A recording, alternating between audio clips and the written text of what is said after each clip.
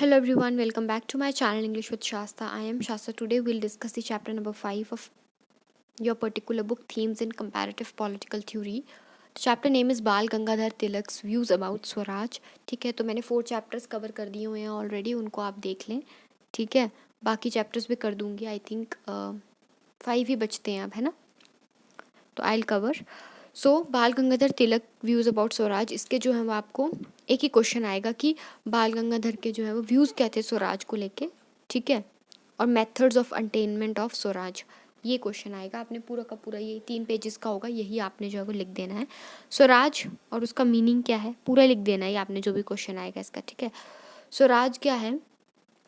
ठीक है, अब तिलक ने जो है वो 2 वीकलीज चलाई थी. वीकलीज मीन्स 2 मैगजीन्स चलाई थी जो कि वीकली आती थी. एक का नाम था मराठा, एक का नाम था केसरी. ठीक है, political thought, Indian political thought में उसकी थ्योरी ऑफ स्वराज जो है, पीटी मीन्स पॉलिटिकल थॉट, उसमें थ्योरी ऑफ स्वराज जो है वो बहुत ज़्यादा बड़ा कंट्रीब्यूशन है. ठीक है, स्वराज जो है, ठीक है, उसने अपनी बुक में पॉलिटिकल फिलॉसफी में, ठीक है, सब टाइटल जो है वो बोला जाता है उसको पॉलिटिकल फिलॉसफी में. अब जो बाल गंगाधर तिलक है उसने स्वराज का आइडिया कहाँ से लिया, इंडियन नेशनल मूवमेंट से लिया उसने. ठीक है, और तिलक ने जो है वो स्वराज को एक मास मूवमेंट बना दिया. नेशनल मूवमेंट से क्या बना दिया, मास मूवमेंट बना दिया. पेट्रियाटिज्म की फीलिंग जो है उसने लोगों के बीच में जगाई. ठीक है, कॉमन पीपल के बीच में पेट्रियाटिज्म की फीलिंग अपनी जगाई, और इतनी ज़्यादा जगा दी कि लोग कुछ भी सेक्रीफाइस करने के लिए तैयार थे अपने नेशन के लिए, अपनी कंट्री के लिए. ठीक है, उसने स्लोगन भी दिया कि स्वराज्य is my birth right and I will have it. Lucknow में जो सेशन हुआ था 1915 में, ठीक है, उसमें तिलक ने जो है वो स्लोगन क्या दिया इंडियंस को, Swaraj is the birth right of Indians. उसने बोला स्वराज जो है राइट ही नहीं है बट रिलीजन है लोगों का. ठीक है, और स्वराज जो है वो किस पे बेस्ड है, एंशियंट टेक्स्ट पे, पुराने टेक्स्ट पे जो है वो बेस्ड है. स्वराज का मतलब क्या होता है, ऋग्वेदास में भी इसका वर्णन है. ठीक है, आर्यन सिविलाइजेशन, ऋग्वेदास में इसका वर्णन है. ठीक है, स्वराज का मतलब होता है फ्रीडम, ह्यूमन बीइंग के पास फ्रीडम होनी चाहिए. ठीक है, उसके रिलीजन के अकॉर्डिंग. ठीक है, स्वराज जो है वो स्वामी दयानंद ने क्या बताया इसका मीनिंग, इसने बोला सेल्फ गवर्नमेंट. ठीक है, तिलक ने जो है वो स्वराज को सेल्फ गवर्नमेंट और सेल्फ रेगुलेशन ही माना. ठीक है, और बोलता था कि रूल जो है वो किसके हाथ में होगा, इंडियंस के हाथ में. Self government means self, Indians की अपनी गवर्नमेंट. ठीक है, वो ये नहीं बोलता था कि ब्रिटिश एम्पायर के साथ हम सारे के सारे मतलब पूरा का पूरा ब्रेक कर दें अपने नॉट्स को. ठीक है, अपनी टाइज को हम ब्रेक कर दें. लेकिन 1916 के बाद, ठीक है, स्वराज जो है वो क्या बन गया कि हमें ब्रिटिश एम्पायर के अंडर नहीं रहना है, हमें अपना जो है वो एक अलग से जो है वो अपना नेशन चाहिए जिसको हम अपने अकॉर्डिंगली जो है वो चलाएं.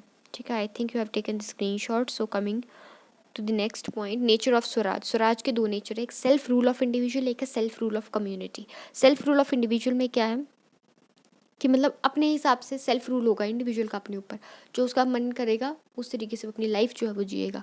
कम्युनिटी का सेल्फ रूल क्या आ जाएगा कि कास्ट और सोसाइटी से उसको जो है वो फ्रीडम मिलेगी.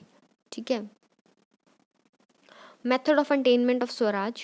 ठीक है, तो मेथड्स क्या हैं, वो बोलता है कि जस्टिस होनी चाहिए, मोरालिटी होनी चाहिए, ह्यूमैनिटी होनी चाहिए. ठीक है, गवर्नमेंट तो इररिस्पॉन्सिबल है. ठीक है, कॉन्स्टिट्यूशन नहीं थे ना उस टाइम पे इंडिया में, गवर्नमेंट इररिस्पॉन्सिबल थी. ठीक है, करप्ट थे लोग बहुत ज़्यादा. ठीक है, तो उसने क्या बोला कि 4 चीज़ें होनी चाहिए. पहला, प्रोपोगेशन ऑफ स्वदेशी. स्वदेशी जो आपके अपने स्वदेशी है, उसने महाराष्ट्र में बहुत ज़्यादा जो है ये प्रोपोगेट किया इस चीज़ को, और पॉलिटिकल मूवमेंट जो है वो इसको बना दिया कि कोई भी जगह जो है, ठीक है, हर चीज़ जो है वो स्वदेशी होनी चाहिए, आपके अपने देश की होनी चाहिए. Boycott of foreign goods, foreign goods को सेकंड उसने क्या बोला कि फॉरेन गुड्स को आप बॉयकॉट कर दो, क्योंकि जब पार्टीशन हुआ था ना बंगाल का, तब ये मूवमेंट स्टार्ट हुई थी कि बॉयकॉट करो फॉरेन गुड्स को. ठीक है, अब स्वदेशी को अपनाओ. और उसने बोला कि ब्रिटिश गवर्नमेंट को, अगर हम फॉरेन गुड्स का यूज़ करेंगे तो इससे ब्रिटिश गवर्नमेंट को क्या मिलेगी, स्ट्रेंथन हो जाएगी गवर्नमेंट, क्या हो जाएगी, स्ट्रेंथन हो जाएगी. नेक्स्ट आ जाएगा peaceful passive resistance. Peaceful passive resistance में क्या आ जाएगा, तिलक ने बोला कि पैसिव ऑपोजिशन जो है वो होनी चाहिए. ठीक है, लेकिन पीसफुल होनी चाहिए. नेशनल एजुकेशन पे उसने बात की, सेकुलर एजुकेशन पे. ठीक है, कि कोई भी धर्म वगैरह के नाम पे एजुकेशन नहीं होगी, ठीक है।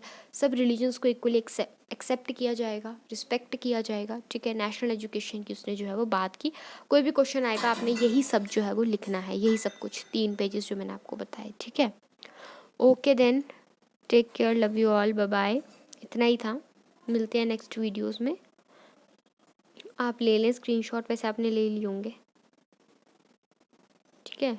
स्क्रीनशॉट ले लें आप and prepare from these notes, ठीक है। आप लोगों की हेल्प हो गई है बहुत अच्छी, आई थिंक सो। तो अब तो आपके नंबर आने ही चाहिए। God bless you all, bye bye.